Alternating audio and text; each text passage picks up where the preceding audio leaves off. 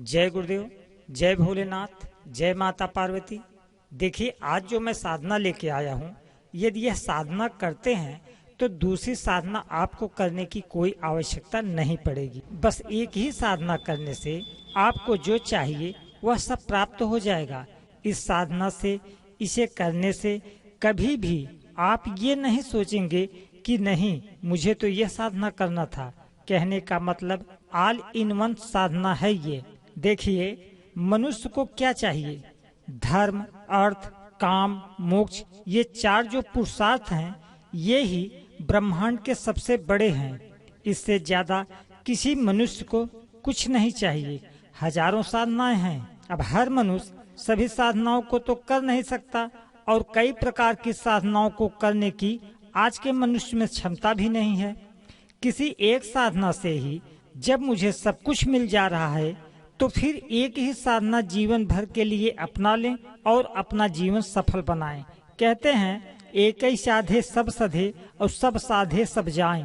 और जो साधक होते हैं, जो अभी साधना के क्षेत्र में आना चाहते हैं, तो उनके मन में ये प्रश्न निश्चित तौर पर होता है। वो साधक ये सोचता है कि कहीं मैं जो साधना करने जा रहा हूँ कहीं बदलना न पड़े, और वह यह भी चाहता है कि जिसकी पूजा मैं करूं वह सर्वशक्तिमान हो, साथ ही जल्दी प्रसन्न होने वाला हो और जल्दी मेरी मनोकामनाएं पूर्ण करें, और मुझसे कोई गलती हो तो मुझे क्षमा भी करे, मुझे दंड न दे, नियमित पूजा न कर पाऊं तो मुझे पाप भी न लगे, मेरा भगवान मुझसे रूठे नहीं। तो देखिए, ऐसे सभी भगवान होते हैं। जो आपके प्रश्न हैं, आप इस बात से एकदम निश्चिंत हो जाएं। भक्तों में एक बात और आती है कि मैं किसकी पूजा करूं? उसे तो सभी देव पसंद हैं। अब उन देवों में भी ये लोग सोचते हैं कि मैं भगवान शिव की पूजा करूं, कि श्री राम जी की पूजा करूं, कि हनुमान जी की पूजा करूं, कि माता दुर्गा या माता पार्वती जी की पूजा करूं, कि माता लक्ष्मी जी की पूजा करूं, कि श्री गणेश भगवान की पूजा करूं। देखिए, पहले ये समझ लें, कोई भी देव छोटे बड़े नहीं हैं। हमें जो चाहिए वो किसी भी देव की पूजा से मिल जाता है। ये सभी देव सर्वशक्तिमान हैं और सभी भगवान शिव और माता पार्वती जी के अलग अलग स्वरूप हैं। आप किसी भी पुरुष रूपी देव की जो पूजा करते हैं, वह सब एकाक्षर ब्रह्म स्वरूप भगवान शिव को ही प्राप्त होता है। और जिस देवी स्वरूप की पूजा हम करते हैं, वह सब एकाक्षर शक्ति स्वरूपिणी माता पार्वती जी की ही पूजा है। भगवान शिव और माता पार्वती ही सभी संसार में नाना प्रकार के रूप से विद्यमान होकर सृष्टि का भरण पोषण पालन संहार करते हैं। किसी भी देवी देवता को छोटा बड़ा नहीं समझना चाहिए। ये सभी स्वरूप एक ही हैं। मुझे लगता है आप समझ गए होंगे। चलिए ठीक है, अब हम साधना के विषय में बात कर लेते हैं। हाँ, यहाँ एक बात का और ध्यान दे के चलना। जो मैं पूजा विधि बता रहा हूँ, इस विधि से किसी भी देवी देव की पूजा साधना की जा सकती है।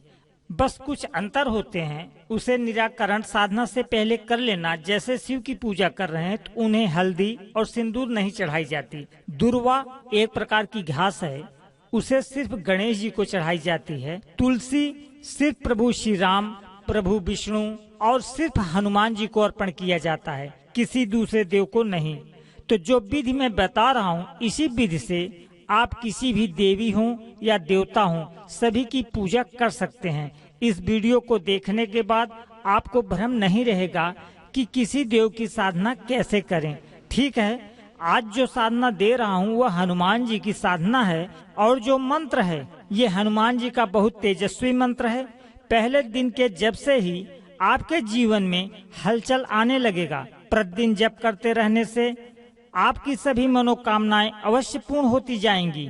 आप धर्मानुकूल जैसा जैसा चाहोगे सभी मनोकामनाएं पूर्ण होती चली जाएंगी और मंत्र की सिद्धि भी आप प्राप्त कर लेंगे। फिर इस मंत्र का इस्तेमाल कहीं भी कर सकते हैं। थोड़ी सावधानी से पूजा पाठ करना, क्योंकि हनुमान जी के उग्र स्वरूप को जागृत करने वाला मंत्र है। गलती हुई तो नुकसान होने की संभावना होती है। घबराइए नहीं। जो विधि मैं बता रहा हूँ सिर्फ उसे ध्यान में रखकर चलना, बस डरने की बात नहीं है। 21 दिन जाते जाते आपका मंत्र भी सिद्धि की ओर अग्रसर हो जाएगा और आपकी मनोकामना जो होगी वह भी धीरे धीरे पूर्ण होती रहेगी। साधना करने से पहले जो सामग्री लगेगी वह मैं बता देता हूँ। एक चौकी लें, उस पर लाल वस्त्र बिछा दें और अपने लिए एक आसन लें, एक तकिए की तरह बना लेना और अपने गुरुजी की एक फोटो चौकी पर लगा लें। यदि आपके कोई गुरु हैं तो उनकी फोटो लगाएं, नहीं हैं तो भगवान शिव को गुरु मानकर उनकी फोटो लगा लें। उसके बाद दूसरा फोटो लगाएं जिसमें भगवान श्री राम, माता सीता और हनुमान जी का चित्र हो, ऐसी फोटो रख लें। एक थाली, 2 कटोरी छोटी छोटी, एक अखंड दीप, कुछ पुष्प, यह सब रख लें। एक रुद्राक्ष की माला या लाल मूंगे की माला लें। बस इतनी सामग्री साधना करने के लिए पहले जुटा लें। सुबह ब्रह्म बेला में जागें, नित्य क्रिया से निवृत्त होकर किसी शनिवार या मंगलवार से पूजा आरंभ करें।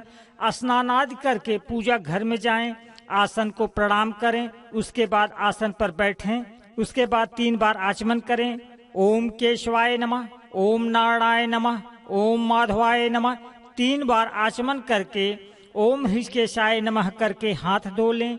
उसके बाद हाथ में पुष्प लेकर गुरुदेव का ध्यान करें, प्रभु श्री राम का ध्यान करें, हनुमान जी का ध्यान करें। सबसे पहले गणेश जी का स्मरण कर लें। सभी का ध्यान करके जो हाथ में पुष्प लिए हैं वहीं सामने चौकी पर रख दें। उसके बाद अपने गुरुजी सहित अपने इष्ट देवों को दीपक दिखाएं।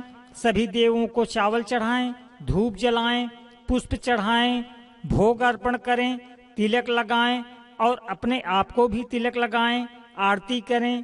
पूजा में लाल रंग की धोती पहनकर बैठें। कंधे पर राम नाम या ओम नमः शिवाय लिखा हुआ गुरु चादर ओढ़ लें। गुरु की पूजा करने के बाद भगवान श्री राम की पूजा करें। उसके बाद हनुमान जी की पूजा करें। शिव जी को गुरु धारण किया है तो शिव जी से कहें, हे गुरुदेव, मैं हनुमान जी की पूजा एवं मंत्र साधना करने जा रहा हूँ। आप मुझे अपना आशीर्वाद दें कि मुझे हनुमान जी की पूर्ण कृपा प्राप्त हो और हनुमान जी की क्रोध से मेरी रक्षा करें।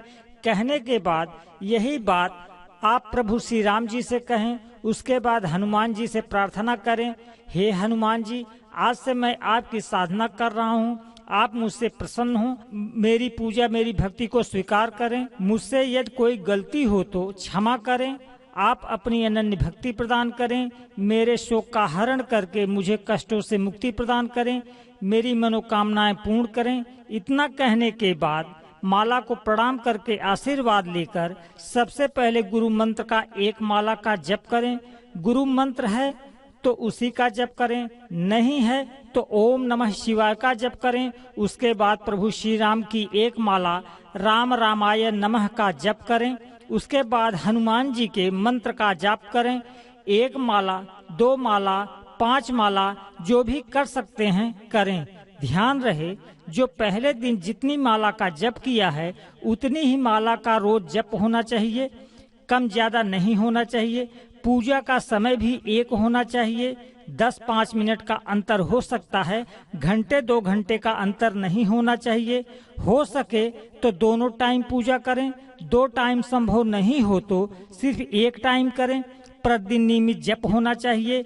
पहले दिन से संकल्प लेकर पूजा आरंभ न करें तो ठीक रहेगा। जब आपको यह मालूम हो जाए कि अब मैं साधना पूर्ण कर सकता हूँ, तब संकल्प लेकर अपनी साधना आरंभ करें। मेरे हिसाब से 11 दिन जब पूजा करने के बाद एक छोटा सा हवन कर लें। उसके बाद दूसरा संकल्प लेकर पूजा जप आरंभ करें। जो भी कष्ट हो आपको संकल्प में बोलकर अनुष्ठान आरंभ करें कि हे हनुमान जी, ये जो मेरा कष्ट है या जो मेरी मनोकामना है, इसकी पूर्णता या प्राप्ति के लिए मैं 5 माला जो भी कर सकते हूँ 21 दिन तक मैं जप करूँगा। मेरी इच्छा अवश्य पूर्ण हो, आप मुझे आशीर्वाद दें। उसके बाद अनुष्ठान आरंभ करें। ऐसा करने से आपकी मनोकामना अवश्य पूर्ण होगी। यदि 12 महीने इस साधना को अपनी दिनचर्या में शामिल कर लेते हैं तो धीरे धीरे आपको मंत्र सिद्धि, हनुमान सिद्धि और सभी मनोकामनाएं पूर्ण होती जाएंगी। काम, क्रोध, लोभ, मोह, अहंकार का दमन और धर्म, अर्थ, काम, मोक्ष की प्राप्ति हो जाएगी। कुछ भी शेष नहीं रहेगा। जो आपको चाहिए सबकी प्राप्ति होती रहेगी। सिर्फ पूर्ण आस्था और विश्वास के साथ साधना करें। मैं मंत्र बता देता हूँ। ओम हम हनुमते रुद्रात्मकाय हुम फट स्वाहा। मंत्र एक बार फिर से सुन लें। ओम हम हनुमते रुद्रात्मकाय हुम फट स्वाहा। ओम हम हनुमते रुद्रात्मकाय हुम फट स्वाहा। ओम हम हनुमते रुद्रात्मकाय हुम फट स्वाहा। मैं मंत्र डिस्क्रिप्शन में भी लिखकर डाल दूंगा, वहां से नोट कर लीजिएगा। किसी भी प्रकार की कष्ट से मुक्ति बहुत जल्दी प्राप्त हो जाएगी। सभी प्रकार के दुश्मनों का नाश अवश्य होगा। कर्ज, मुकदमा, पुत्र की पढ़ाई, शादी विवाह की अड़चने समाप्त होंगी। रोजी रोजगार के अवसर प्राप्त होंगे। 21,000 मंत्र जप के बाद आप इस मंत्र से किसी को भी झाड़ा दे सकते हैं। भूत प्रेत, कलह, दरिद्रता कोसों दूर भाग जाएंगे। उपरोक्त तरीके से प्रतिदिन साधना करना होगा। पूर्ण ब्रह्मचर्य का पालन आवश्यक है। मांस मदिरा हनुमान जी की साधना में नहीं कर सकते। हनुमान जी सात्विक देव हैं। आपको पूर्ण सात्विक रहना होगा। देव की पूजा देव बनकर ही करना होता है। जितनी जब संख्या आपके जीवन में पूर्ण होती जाएगी, उतनी बड़ी सिद्धि आपके पास होती जाएगी। धीरे धीरे कुंडलिनी भी जागृत हो जाएगी। जिस दिन कुंडलिनी जागृत हो गई तो संसार में कुछ भी असाध्य नहीं रह जाएगा। छोटी ही साधना करें, लेकिन प्रतिदिन करें। यदि 1 लोटा जल चढ़ा रहे हैं तो प्रतिदिन जीवन पर्यंत तक के लिए नियमित रहें। खाली समय जब भी मिलता है अपने इष्ट देव का नाम मन ही मन में जप करते रहें। संसार से फालतू दिमाग हटाकर ईश्वर और अपने जीवन के शुभ कर्तव्यों में ही लगाएं। शुरू में ये बातें थोड़ी आसान नहीं होती। सतत लगे रहने से 1 महीना, 2 महीना, 3 महीना जाते जाते ये सभी बातें अपने अंदर समाहित होने लगती हैं। इसी के साथ मैं वीडियो समाप्त करता हूँ। मेरे साथ बोलें, मेरे गुरुदेव भोलेनाथ की जय, माता पार्वती की जय।